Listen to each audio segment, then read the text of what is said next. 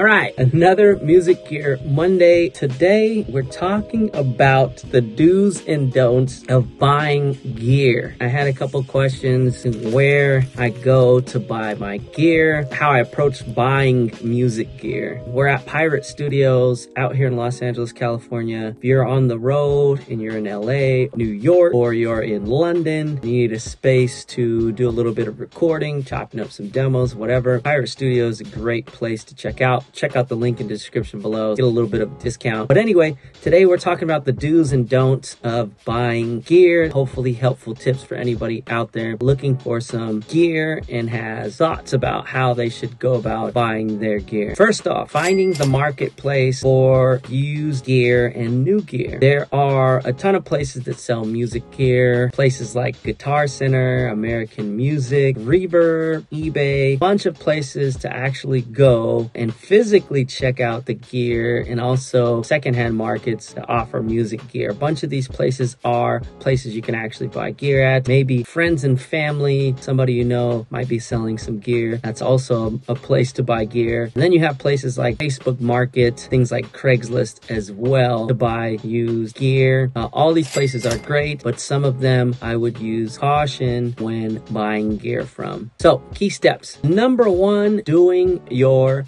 research. Studying up on the gear that you want to buy, not just hopping into it and buying it off the whim, knowing what you're purchasing. So something like a DJ mixer, you might be very interested in, but you might not know the actual features of a DJ mixer you're buying. You might not know the specifics of parts that might go bad on these pieces of electronics. And that's where you should hop in and really visit DJ forums, visit things like Reddit, look up these DJ mixers and look up the comments and see what people are talking about. A lot of times in comments, people will complain about certain things. You'll find a theme of something that is a pet peeve or something that is wrong with a specific mixer or style or whatever. And that's where you can kind of get information about that piece of gear. You can go in, okay, if I'm buying a used S9, maybe I really need to check out, the RCA inputs and the phono inputs on them when I go to pick it up to make sure that they all work, because it's a recurring issue. It's in the comments. People talk about it. So that's something to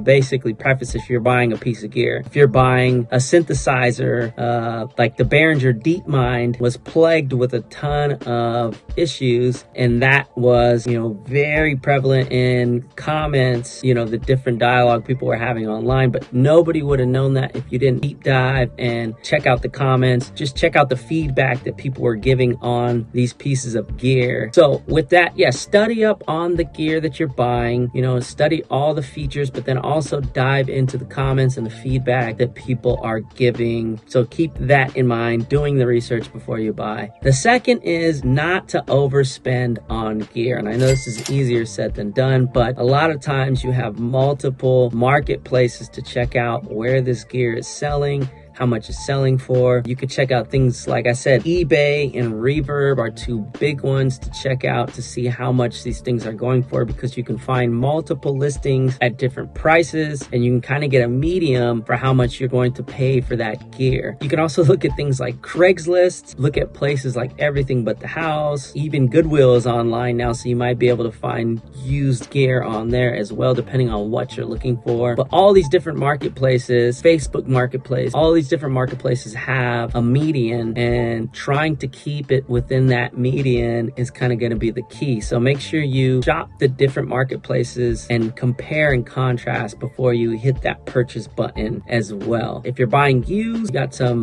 leniency, and you're able to haggle with the seller. You know how to negotiate the price. That's going to be your best bet, is using all of these marketplaces to kind of get you a median, and then you can kind of negotiate a price from there on that gear. So make sure you're not overspending on the gear, do the research, get a better deal. And lastly, this is, for me, I would say one of the big parts of buying gear is trying before you buy. Make sure that you're able to go somewhere, try out the gear that you're buying beforehand. If you have local music shops that are in town that offer that, make sure you pull up on them, plug that gear in, try it out. A lot of places offer guitars and basses and drum sets sets and DJ gear and all kinds of stuff that you can actually go and sit behind and dry before you buy. I would recommend doing so. Maybe you have a buddy that bought that same mixer that you want to buy. Hop in, try that gear out,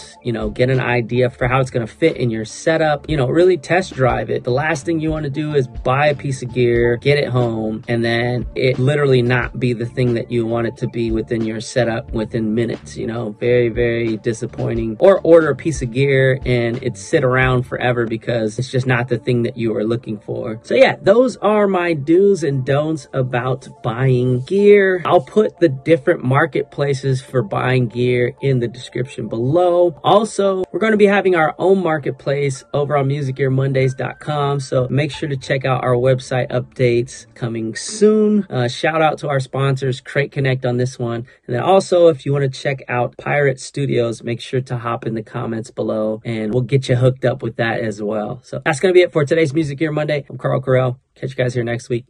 Peace.